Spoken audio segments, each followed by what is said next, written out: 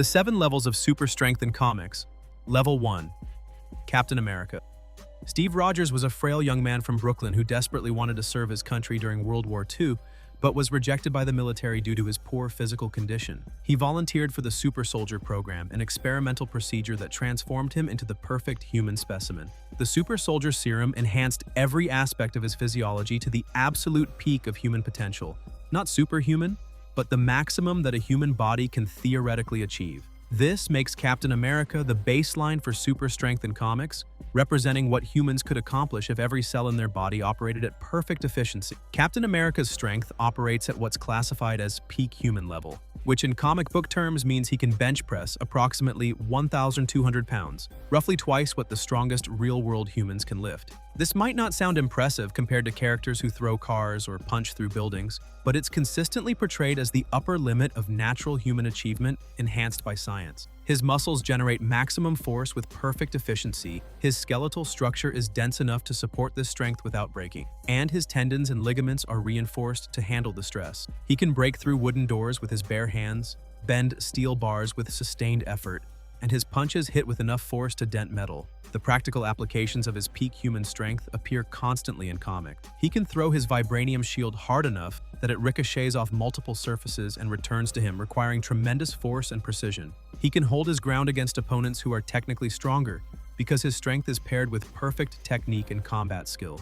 During hand-to-hand combat, he can grapple with enhanced soldiers, hold back attacking enemies, and maintain control in situations where raw power alone wouldn't be enough. His strength allows him to carry injured teammates while running at his enhanced speed, climb sheer surfaces by finding minimal handholds, and perform acrobatic maneuvers that require both strength and control. One iconic moment demonstrating his peak human strength occurs in a comic where Captain America is trying to prevent a helicopter from taking off. He grabs the landing skid with both hands and uses his strength to hold the helicopter down as the pilot increases throttle. His muscles strain, his feet dig into the ground, and he actually succeeds in preventing the helicopter from gaining altitude. Not because he can overpower the engine's thrust indefinitely, but because his perfect human strength combined with his tactical mind means he knows exactly how to position his body for maximum leverage. The scene emphasizes that he's not lifting the helicopter, but rather using every ounce of his peak human capability to anchor it, temporarily buying time for his teammates. The helicopter eventually breaks free, but the feat showcases that peak human strength in comics operates at levels that seem superhuman by real-world standards. Level 2.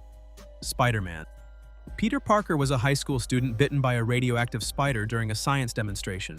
The bite fundamentally altered his biology at the genetic level, granting him proportional spider abilities scaled to human size. Among these powers, his enhanced strength is the most immediately obvious and practical. Spider-Man's strength operates at a level classified as 10 to 20 tons in Marvel's official strength ratings, meaning he can lift and press between 20,000 and 40,000 pounds under optimal conditions. This places him firmly in the enhanced strength category, far beyond peak human capabilities, but still grounded in the realm where physics and biology somewhat apply. His muscles generate force through a combination of denser muscle fibers, more efficient energy conversion, and structural reinforcement of his skeleton and connective tissue. The practical demonstrations of Spider-Man's 10 to 20-ton strength class appear constantly in his comics. He can lift cars over his head with moderate effort.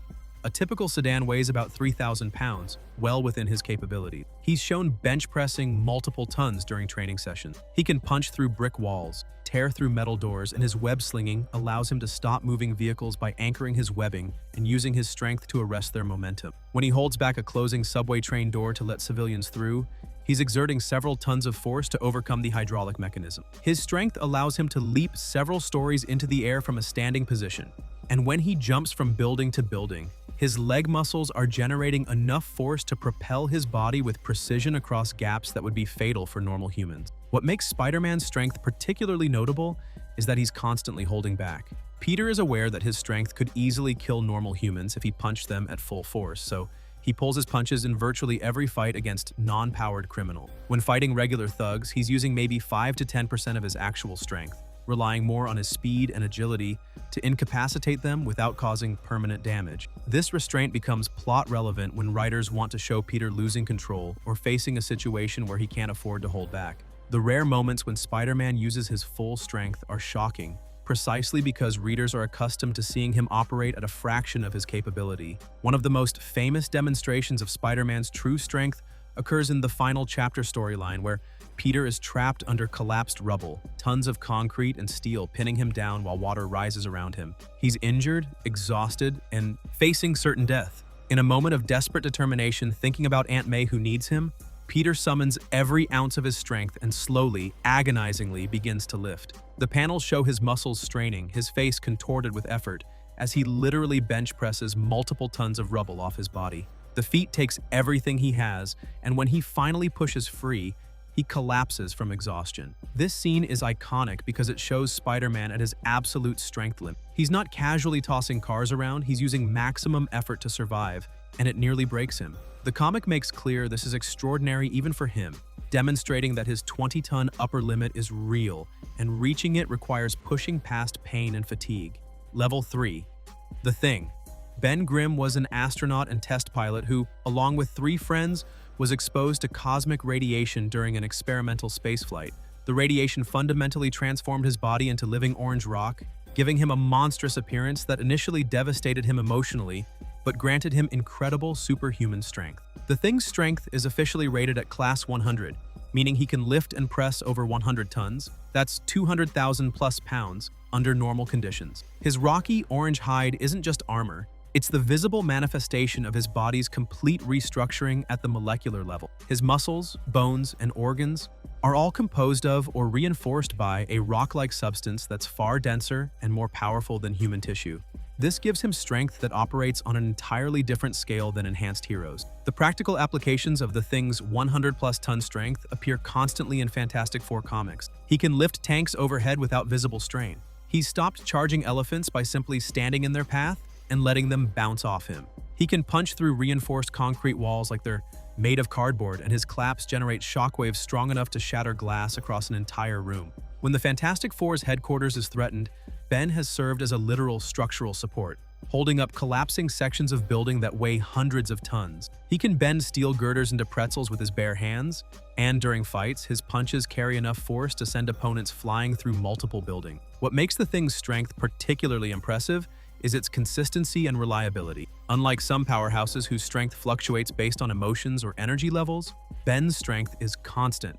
He wakes up able to lift 100 tons, he goes to sleep able to lift 100 tons, and barring specific power-draining attacks, his strength never diminishes. This makes him the Fantastic Four's anchor. When the team needs something held, lifted, or smashed, Ben is the go-to member because his powerhouse strength is dependable. His rocky form also means he doesn't get physically tired, the way humans do. His stamina is enormous, allowing him to maintain maximum exertion for extended periods that would exhaust even enhanced humans. One of the most iconic displays of the Thing's strength occurs during a storyline where he arm wrestles the Hulk. The entire Marvel universe watches this contest, and while Ben ultimately loses, Hulk's strength increases with anger, giving him an unfair advantage. The fact that the Thing can compete at all demonstrates his powerhouse status. During the match, both characters are straining with maximum effort. The table beneath them begins to crack from the forces involved, and Ben holds his own for significant time before Hulk's escalating strength overwhelms him. The comic makes clear that at baseline, the Thing's 100-ton strength class is comparable to Hulk's starting strength level. It's only when Hulk gets angry enough to access his limitless strength that the gap becomes insurmountable. Level 4. Sentry.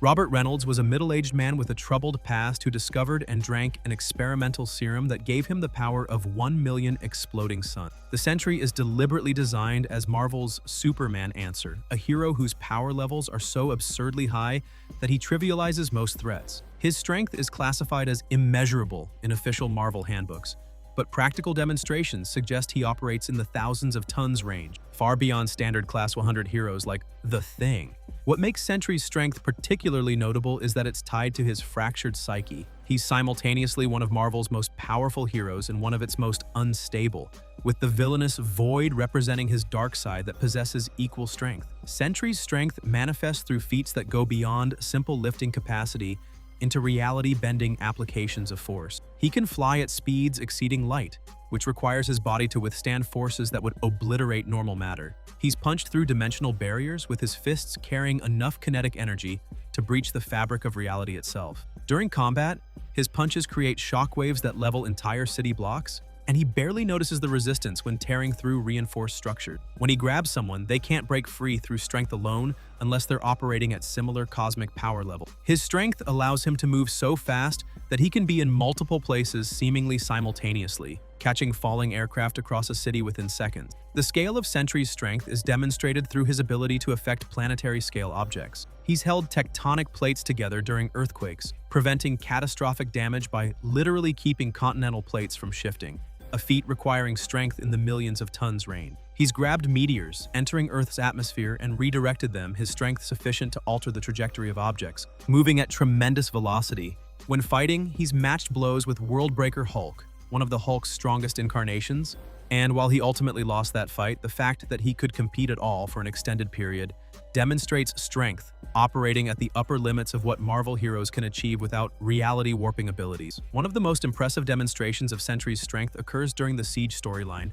where he literally tears Ares, the god of war, in half. Ares is an immortal Olympian with godly durability and strength, someone who has fought Thor and survived. Sentry grabs Ares by the legs and pulls with such tremendous force that he rips the god's body apart at the torso, killing an immortal through sheer physical strength. The scene is shocking because it demonstrates that Sentry's strength operates at levels where conventional durability, even godly durability, isn't sufficient protection. He's not using energy blasts or reality manipulation. He's using raw physical force to overcome the magical resilience of an Olympian deity. However, Sentry's strength comes with the psychological limitation that he often holds back or hesitates because he's terrified of the void, his dark personality taking control.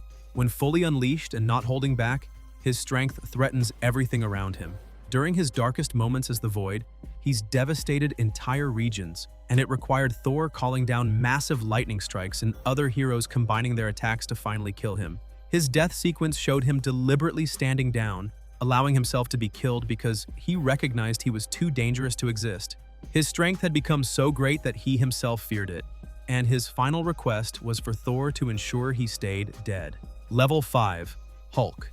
Bruce Banner was a brilliant physicist working on gamma radiation research for the military when an accident exposed him to massive amounts of gamma ray. Instead of killing him, the radiation fundamentally altered his biology at the genetic level, creating a separate personality that manifests when Bruce experiences stress or anger. The Hulk's defining characteristic is that his strength has no upper limit. The angrier he gets, the stronger he becomes, with no theoretical maximum. This makes Hulk unique among Marvel powerhouses because, while characters like Thing or Sentry have defined strength levels, even if extremely high, Hulk's strength is explicitly limitless. His baseline strength when he first transforms is already in the 100-ton class, comparable to the Thing, but that's just the starting point. The mechanics of Hulk's limitless strength are tied directly to his rage. At calm baseline, he can lift approximately 100 tons, similar to other Class 100 heroes. As he gets angrier, his body produces more gamma radiation, which feeds back into his muscles, increasing their power output exponentially.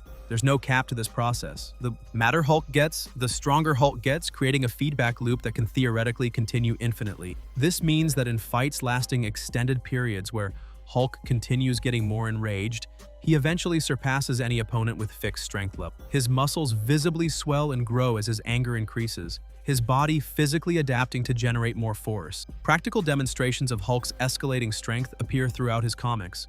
At baseline, he performs feats comparable to the Thing, lifting tanks, supporting collapsing buildings, punching through reinforced barriers. But as fights continue and he gets angrier, his feats escalate dramatically. He starts throwing tanks instead of lifting them. He punches opponents so hard they're launched miles away. He creates shockwaves from his footfalls that crack pavement across entire blocks.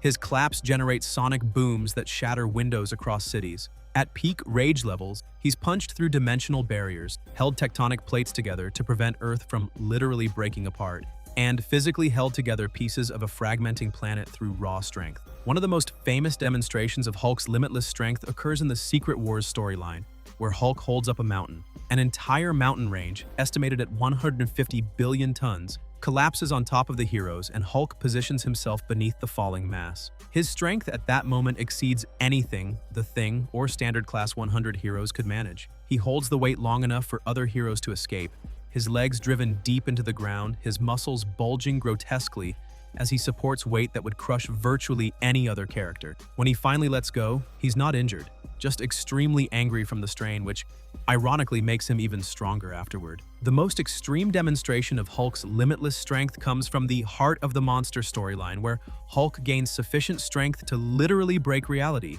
He punches so hard that the dimensional barriers between Earth and the dark dimension begin to crack. His strength at this level isn't just physical force. It's causing metaphysical damage, affecting the fabric of reality through sheer kinetic energy. To stop him requires cosmic intervention because his strength has escalated beyond what physical laws can contain. This represents Hulk's ultimate potential, strength that becomes so great it transcends the merely physical and begins affecting reality itself. However, Hulk's limitless strength has a practical limitation. He needs to get angry enough to access higher levels, which requires time and continued fighting. If an opponent can calm him down, knock him unconscious quickly, or separate him from Banner entirely, his strength never reaches those extreme levels. Additionally, the angrier he gets, the less rational he becomes, making him predictable despite his power. Smart. Opponents don't try to match his strength. They use tactics, technology, or powers that bypass physical force entirely. Level 6. Omni-Man. Nolan Grayson is a Viltrumite, a member of an alien race that evolved on a planet with extremely high gravity and harsh conditions, resulting in a species with powers that make them among the universe's most physically dominant beings. Viltrumites possess strength operating on planetary scales. They can move planets, destroy entire civilizations, and their physical might is backed by lifespans extending thousands of years. Omni-Man came to Earth as a supposed guardian, but was actually an advanced agent for Viltrumite conquest. His strength operates at a level where he can casually perform feats that would require multiple Marvel heroes working together. And unlike characters whose strength is measured in tons or specific weight classes, Omni-Man's strength is measured in its ability to affect planetary bodies and resist forces that would destroy worlds. The mechanics behind Viltrumite strength involve their incredibly dense molecular structure, equilibrium-based organs that stabilize them at various speeds and forces, and their smart atoms that make their bodies nearly indestructible. This isn't just muscle strength, it's their entire physiology operating as a force multiplier. Omni-Man can fly at speeds exceeding escape velocity, which means his body withstands acceleration forces that would liquefy normal matter. His punches carry kinetic energy comparable to nuclear weapons, and when he strikes opponents, he's not just using muscle force but channeling momentum from his flight speed into devastating impacts. The Viltrumite physiology allows them to weaponize physics in ways that enhanced humans or even standard Class 100 heroes cannot match. Practical demonstrations of Omni-Man's strength appear throughout Invincible comics in ways that emphasize the scale of his power. He can fly through buildings without slowing down, his body's durability and strength simply pushing through reinforced concrete and steel like it's air. When he kills the Guardians of the Globe, Earth's premier superhero team, he does so by physically overwhelming each of them despite several having significant powers of their own. He crushes Red Rush's skull with one hand while the speedster is moving at super speed, showing his reaction time and grip strength exceed what should be physically possible. He beats War Woman to death with her own mace, using it to cave in her helmet and skull, demonstrating strength sufficient to overcome Amazonian-level durability. One of the most shocking displays of Omni-Man's strength occurs during his fight with Mark after revealing his true purpose. He grabs Mark mid-flight and begins accelerating to tremendous speeds, then uses his son's body as a weapon, deliberately flying through crowds of civilians. The visceral horror of the scene comes from seeing human bodies explode on contact with Mark, who is being held by Omni-Man and moving at speeds where the air resistance alone should kill anyone hit. Omni-Man's strength allows him to maintain his grip on Mark despite these collisions, his flight trajectory barely affected by plowing through buildings and crowds. This demonstrates strength that doesn't just lift heavy things, it's strength backed by momentum and velocity that makes him a living projectile weapon. The reality warping aspect of Omni-Man's strength becomes apparent in how physics seems to bend around Viltrumites. When they punch each other, the shockwaves create sonic booms that shatter windows for miles. When they grapple, the ground beneath them craters from the forces involved. Their fights in space show them colliding with asteroids and space debris, either punching through them or redirecting them without losing momentum. The strength isn't just about force generation, it's about their bodies somehow not being destroyed by their own power output. Normal physics would suggest that punching with enough force to destroy buildings would shatter your hand, but Viltrumite strength comes packaged with durability and exotic properties that make their atoms resist forces that should unmake matter. However, even Omni-Man's reality-warping strength has limits. He can be injured by other Viltrumites or beings of comparable power. His strength, while planetary in scale, can't affect things beyond the physical. He can't punch magic or resist reality manipulation through strength alone. During battles with opponents who have exotic abilities, his strength sometimes proves insufficient because not everything can be solved by hitting harder. His eventual defeat comes not from lacking strength, but from psychological factors, showing that even reality-warping physical power isn't absolute. Level 7. Superman. Kal-El was born on the planet Krypton, a world orbiting a red sun where his people possessed no superpowers. When Krypton faced destruction, his parents sent him to Earth in an escape pod. Upon arriving on a planet orbiting a yellow sun, young Clark Kent began developing powers that made him essentially a god among humans. Superman's strength isn't just superhuman, it's functionally limitless, operating at whatever level the story requires because he's been deliberately written as the ultimate physical ideal. His Kryptonian cells absorb and process yellow sun radiation in ways that grant him strength that has no defined upper limit and has been shown affecting universal scale objects. He represents absolute strength because after 80+ years of publication, writers have consistently portrayed him as being able to overcome any physical challenge through strength if he tries hard enough. The source of Superman's absolute strength is his Kryptonian biology processing yellow sun radiation. His cells act as living solar batteries, storing energy that enhances every physical attribute to levels that exceed normal scientific explanation. His muscles don't just generate force through contraction, they channel solar energy into kinetic force in ways that violate conservation of energy. His strength isn't limited by leverage or physics. He can lift objects larger than himself without a proper fulcrum, push against things in space without anything to brace against, and his body somehow doesn't break when he uses his full strength despite basic physics suggesting his skeleton should shatter from the stress. His strength is essentially magic disguised as science, operating on comic book logic that allows him to do whatever the plot requires. Practical demonstrations of Superman's strength span from the relatively grounded to the absolutely absurd. At the low end, he can lift aircraft carriers, support collapsing buildings, and move mountains, feats requiring strength in the billions of tons range. At the high end, he's towed planets, moved moons out of orbit, pulled entire solar systems with chains, and held black holes in his hands. The variation in his demonstrated strength is enormous, ranging across literally cosmic scales depending on the writer and story. What remains consistent is that when Superman needs to be stronger, he is stronger, because his strength is narratively absolute rather than scientifically consistent. One of the most famous displays of Superman's strength occurs in the Silver Age comics where he literally pushes planets. In one story, he chains himself to multiple planets and pulls them into new orbits to prevent a catastrophe. The feat is absurd from any scientific standpoint. Planets have mass measured in septillions of tons, and moving them requires force exceeding anything measurable. But Superman does it anyway because his strength at this level operates beyond physics. The comic doesn't explain how his body withstands the forces involved or where the energy comes from.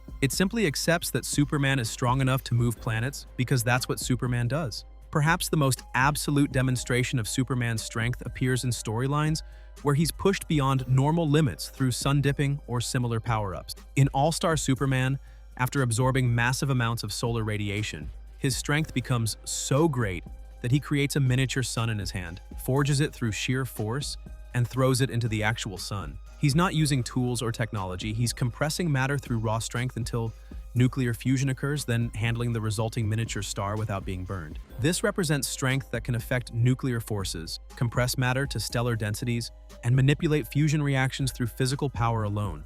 Even more absurd, in some stories, Superman has physically pulled apart molecules through strength, stopped planetary-scale destruction through raw force, and his punches have created shockwaves that affected entire solar systems. When he fought World Forger in recent comics, his punches were altering the fundamental structure of the multiverse. The fight wasn't just physical combat. Superman was hitting so hard that reality itself was responding, causality was being affected, and the outcome of the battle would determine the fate of existence itself. This is strength that transcends any measurement because it's affecting metaphysical concepts through physical force. The absolute nature of Superman's strength is also demonstrated through what it allows him to resist. He's resisted being pulled into the phantom zone through strength alone, his muscles somehow generating enough force to overcome dimensional warping. He's held his ground against opponents trying to manipulate reality around him, his physical presence so strong that it anchors reality near him. He's punched through magic barriers that were supposed to be impenetrable, his strength somehow overcoming mystical protections through sheer force. These feats show that absolute strength isn't just about lifting. It's about force so fundamental that it affects everything, from physics to magic to reality itself. However, Superman's absolute strength comes with the narrative limitation that writers often have to depower him or find ways to challenge him despite his strength. Stories introduce kryptonite, magic vulnerabilities, or psychological challenges because if Superman used his full strength consistently, no physical threat would ever matter. His strength is absolute in potential, but limited in application by the needs of storytelling. He's as strong as he needs to be, but rarely as strong as he could be, because absolute strength deployed absolutely would end stories before they could develop tension.